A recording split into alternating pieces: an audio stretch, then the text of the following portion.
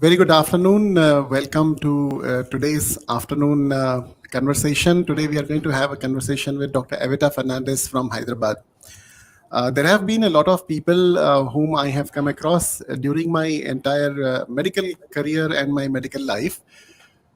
These are the type of people from whom you not only learn about academics, about practice, about work as such, but they are the people who inspire you to become great. They are themselves a focal point which makes you think, how do I really become somebody like him or her? And I really believe Dr. Evita is one of those people whom I came across, fortunately, right in the beginning of my medical career. When I started working and I went to Hyderabad to operate a few cases at her place, besides the gynec part, I was always in awe with her. I mean, the way things were being managed, the way things were being planned and executed. And we hope that today myself and Dr. Gita will be talking to her and asking her what makes her think the way she thinks and what makes her plan things the way she does. Dr. Gita, will you please introduce Dr. Evita to us? I must say that when we first decided to do this kind of a event where we were going to do a life in focus, I think in the same breath, both Rajesh and I mentioned Evita as the first name and the first person we were going to talk to. She is a person who inspires all of us. I must say that I have enormous respect for her as a colleague. And more importantly, I have been extremely privileged to have her friendship. And I also, not a day when I don't thank whatever the forces that put us both on the same timelines on this earth. So Evita has been an obstetrician who has inspired all of us, and she is somebody who has a single-minded focus. She wanted to do only obstetrics. Having inherited a small hospital, she took it and has built it into one of the biggest names in the country. She has 5 institutions in the city of Hyderabad. 3 of them are obstetric hospitals. One is a high-risk obstetric hospital. Another one is just called Storcombe. And then she also has an institution which does gynec, fetal medicine, and ultrasound. So, what again, this I must say before I proceed, is you must remember that this is an achievement by a single woman. No husband who is there, who was a surgeon or an anesthetist who was pushing her, helping her. No other family members who were doctors. But she built her own extraordinary team, and they took Fernandez Foundation beyond what anybody could expect. So, Evita, my first question to you is, what does it mean to you to be a doctor? What is it that drives you as a physician? Thank you. To begin with, Rajesh and Gita, thank you so much for your very, very, very generous effusive of kind words. I'm embarrassed, but it's an honor to be here. Gita, you asked a very serious question. What does it mean to be a doctor? I think it's such a privilege to be a doctor because I've always wanted to be a doctor from the age of 8. And, it's such a blessing to be able to do what you really want to do. You're actually listening to your heart. You're listening to an inner calling and you're giving it your best. So most times you hardly felt you were going to work. And why did I want to be a doctor? To serve. I just wanted to serve. And by 16, I knew I wanted to be an obstetrician. So I really had no other thought in mind except how can we make it safe for every pregnant woman, to feel safe through her pregnancy and through labor and childbirth. That's all I wanted to do. And I was fortunate to be able to do it. Right. Very often I have said that Evita and I were separated at birth because she and I, as I said, share a lot of similarities. So I want to ask you something which many people have thrown at you. You started off, your parents were doctors, you had a small hospital, it was your legacy, you inherited it.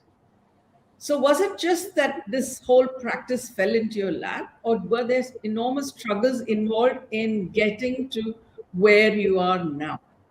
Was it just an easy walk, or was it a struggle? A good question, Geeta. I wish I could say it was an easy walk. I was very aware that I had indeed got a good head start in life compared to my colleagues because I was given a fully functioning hospital. But the problem was because my parents were very much loved and colleagues liked the aftercare, the nursing care. So it was a kind of a multi-purpose nursing home. We had physicians, we had orthopedic surgeons, ENT chaps, different people coming and operating. And here I was wanting to make it a one stop hospital for women and newborn only. So I had this huge task of asking all these lovely people who were good friends of my parents and say, would you mind now going somewhere else because I want to convert this into a one stop place? So that was my first challenge. The second was I had this crazy idea that I had to build a team.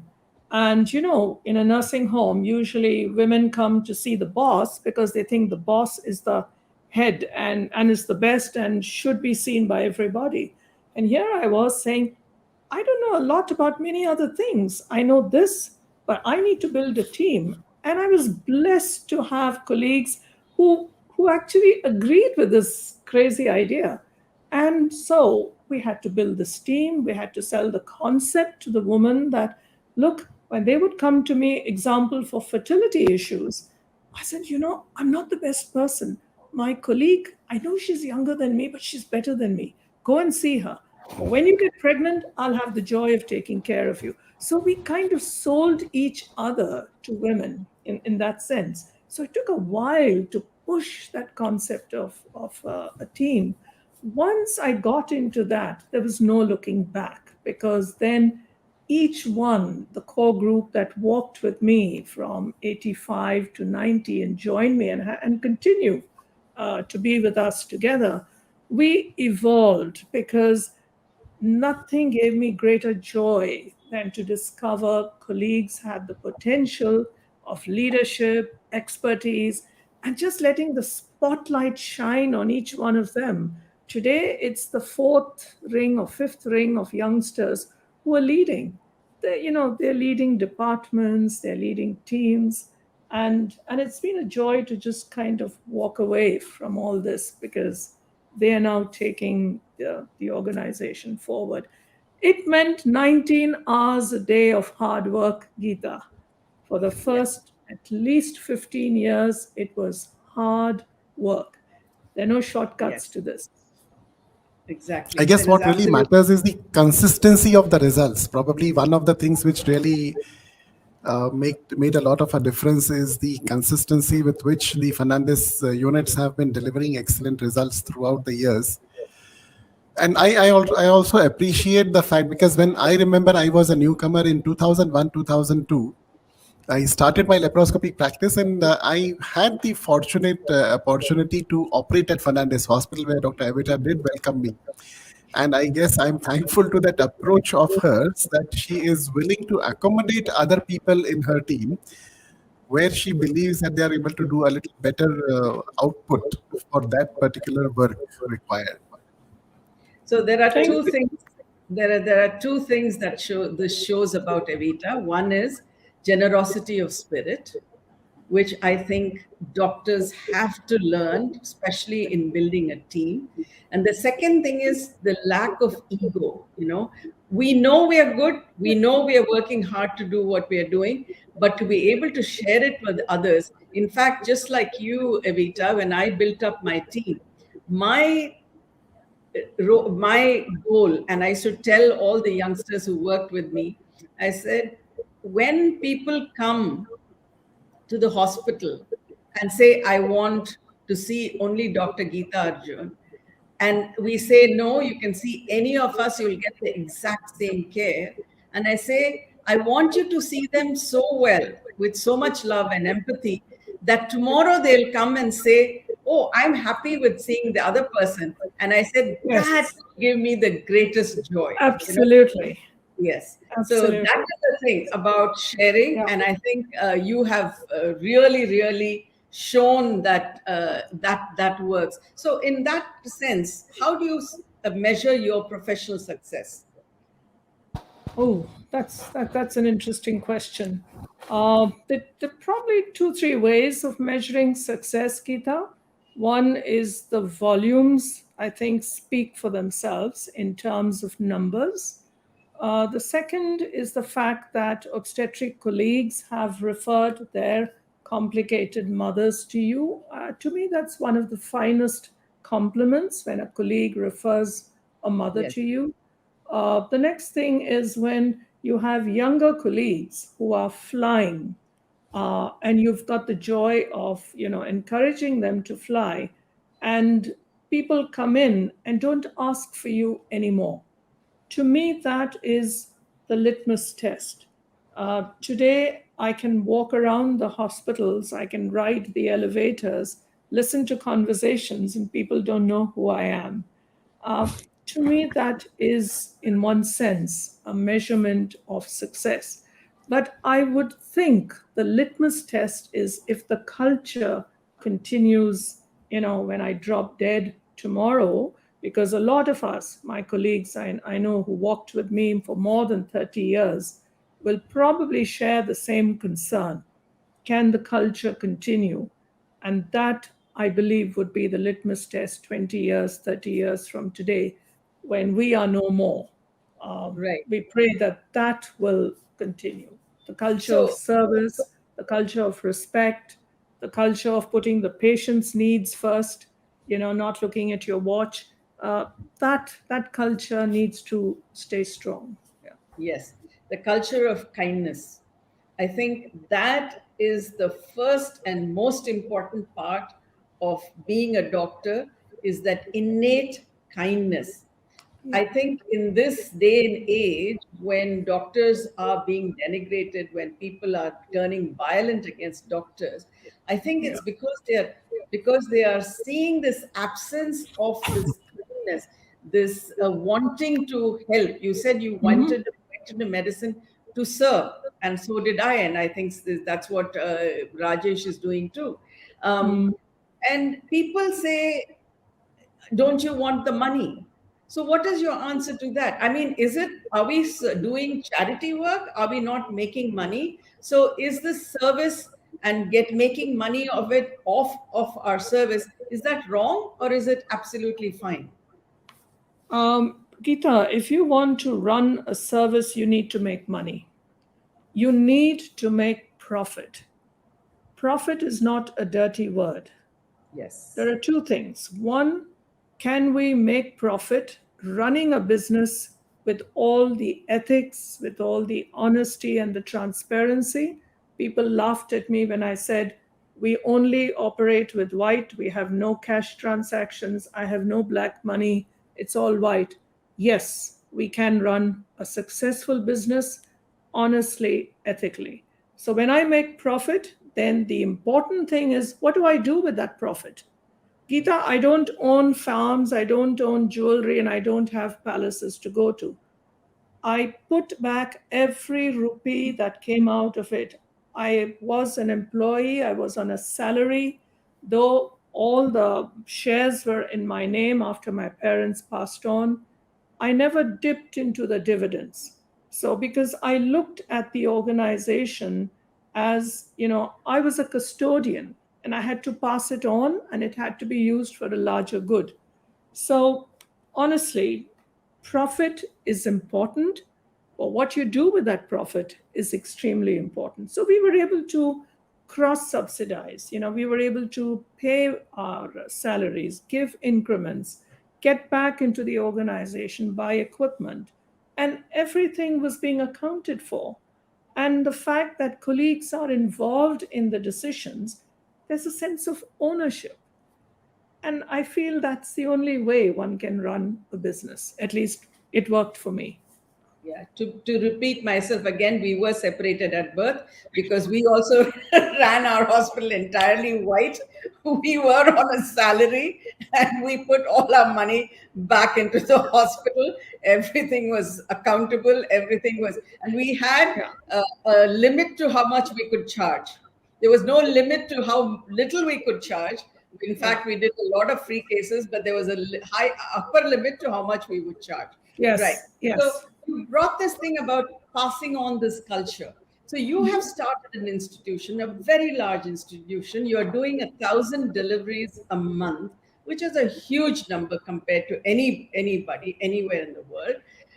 How do you make sure that these large institutions, and you're only one person, you do not have children, you have are going to pass this on? How does this legacy go on? What are you doing about a succession plan?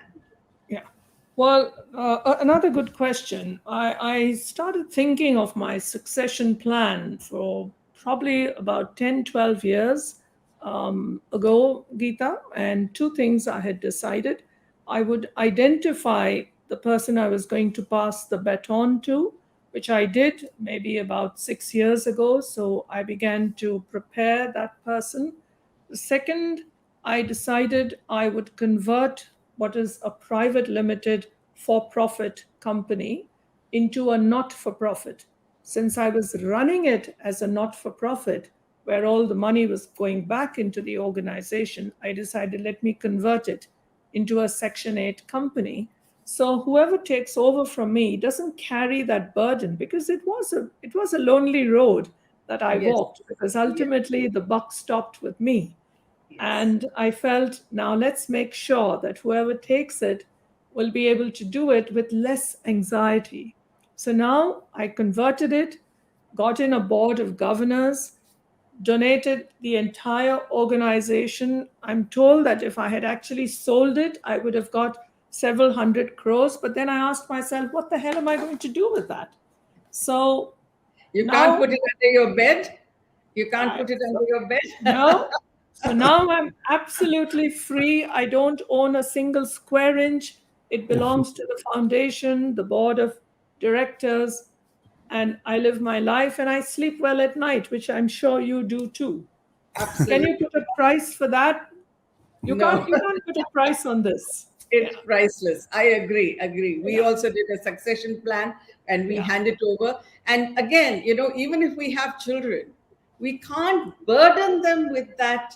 Yeah. If they don't want to be doctors, if my son or my daughter, neither of them had that passion, and I said, unless you're passionate about it, there's no way Yes. can become a doctor. And I I didn't want to agree. burden them with running this place, so we also did a succession plan. Now, as far as your practice is concerned, you have done a lot of unique things. What are the three things that you could name which you're very proud of in your practice? I think to start with, the fact that we were a close knit team and thoroughly protocol driven. I was very proud of that, because we broke that whole concept of a mother asking for a particular doctor to be there at her birth. I can't remember when we stopped doing this, maybe 15 years ago. And if today a particular doctor wants to be there, she's there because of various reasons. There may be some emotional connect. It could be the past history, but it's not because somebody really wants you and you alone, that you have to get up at 2 in the morning.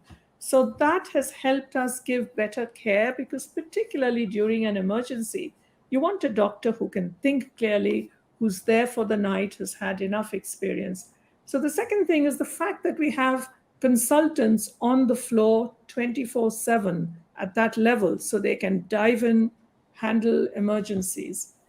But if there's anything today that makes me proud, I think the fact that we've gone into midwifery and we've broken that whole concept that a low risk, healthy woman needs an obstetrician.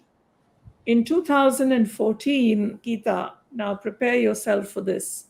We told ourselves that a healthy woman in Fernandez if she has a spontaneous birth, no complications, lovely labor, if she's being attended to by a doctor, it's suboptimal care.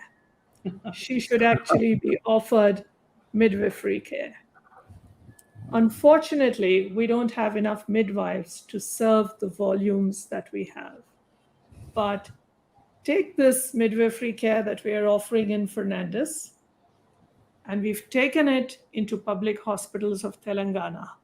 So there in district hospitals, in 13 districts of 33 districts of Telangana, we've got midwives who are offering the same care, birth companion, mobility, birthing in any position of your choice, drinking and eating, gym balls in district hospitals of labor.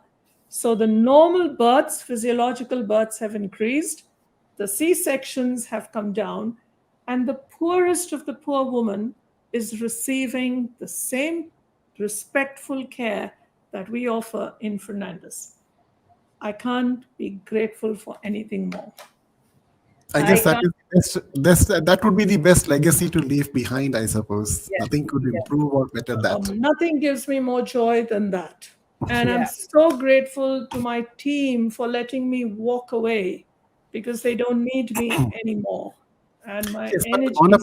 on a personal note, I would really want to know what would be your daily schedule when you were working actively in Fernandez compared to now when you are supervising or overlooking things. So, what would be the daily schedule that you had initially when you started working there? Yes, It'd be I'm nice an to early. know how much of work you really had to do physically initially. Yeah. I'm an early riser, Rajesh. So I would wake up at 4 in the morning and spend some quiet time in prayer, reflection, plan your day, do your reading. Then I would go for a walk or a swim because I needed some exercise. And then get into hospital, depending on, if you had an OT list to start with, or rounds or teaching sessions. Start the day at 8. And sometimes I wouldn't get back to my flat, to my apartment, sometimes till 10:30, maybe 11, because if you're running an evening OP or you have a mother to birth or you have a cesarean, so you end up working probably 15, 16 hours. But that began to come down as I got older and I realized my reflexes were not that great. I couldn't keep all the knowledge, I couldn't keep pace, and I felt I was more of a liability. And the youngsters now were just amazing, incredible, faster. I began to stop, getting involved with high risk mothers and got the youngsters to take this forward. So today, I would say I still wake up at 4. I love to swim. I was doing about 700 meters a day. And I read a lot. And it's a different kind of pace. A little more difficult because you're dealing with, planning the roadmap, the vision for the organization, which is far more difficult. But I'm enjoying it. That's how I've changed. So I don't think you're working less hours. I don't think you can because you are not the kind of person who can.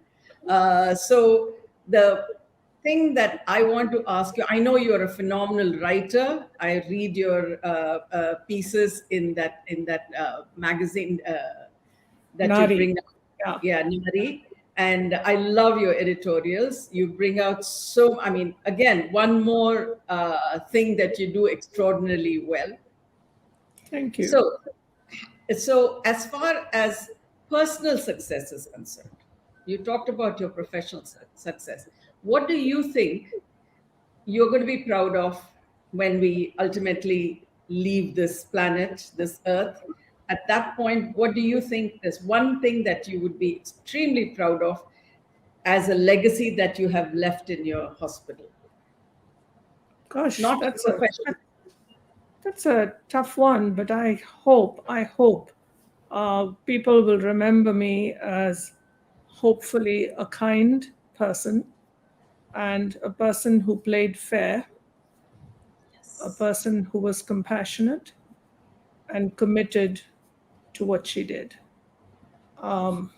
I don't think I would look at anything else. Never thought about it, Geeta. That's quite a No, question, really. it's But really you great, know, and whatever you are is actually what you have just said. You already are all that. I don't know. I hope people will judge me kindly. and remember, Evita, that the one thing they will miss is because the thing that I have walked with you through your hospital, and the number of people who can run up to you and look at you and expect a smile and receive it, they will never forget that. And that's the legacy you're leaving behind. And that is something that everybody around you has absorbed. It's really been a pleasure to have you here with us, Dr. Thank you, Evita. Rajesh. It's been Of an you to have honor. taken time. It's been And an honor and a privilege. Thank you. Yeah. our pleasure. Thank you, Dr. Geeta, also Thank, for being here with us. Dr. Evita, once again, thank you very much. thank you, Rajesh. Thank you, Geeta. That was very enjoyable and a privilege. Thank you.